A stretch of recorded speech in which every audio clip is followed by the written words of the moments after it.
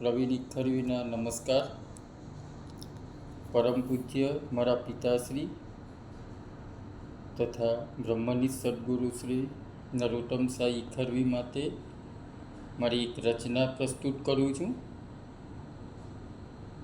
પાંચ ભેગા થાય ત્યાં પરમેશ્વરનું રૂપ, એવું એનું વ્યક્તિત્વ હતું. ભર જન્મેદનીમાં પણ ઓળખાઈ જાય એવું એનું વર્ચસ્વ હતું. પાંચ ભેગા થાય ત્યાં પરમેશ્વરનું રૂપ, એવું એનું વ્યક્તિત્વ હતું.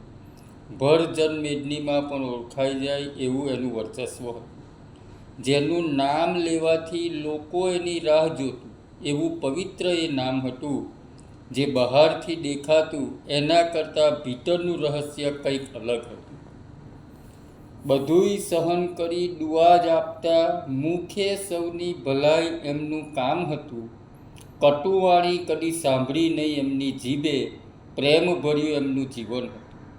સત્યનો માર્ગ હતો એનો, છળ કપટ જૂઠ એનાથી અળગું હતું. સાચું કહું તો હતો અવતાર અલખનો, ખાલી રૂપ માનવનું હતું. મળ્યા એવા મહાપુરુષ આ અવતારમાં, જેનું લોહી મારી રગે રગમાં હતું. ધન્ય છે પ્રવીણ તને અવતર્યો જેના પેટે, એ જ મારું અહોભાગ્ય. મળ્યા એવા મહાપુરુષ આ અવતારમાં, જેનું લોહી મારી રગે રગમાં હતું. ધન્ય છે પ્રવીણ તને અવતર્યો જેના પેટે, એ જ મારું અહોભાગ્ય. ધન્યવાદ.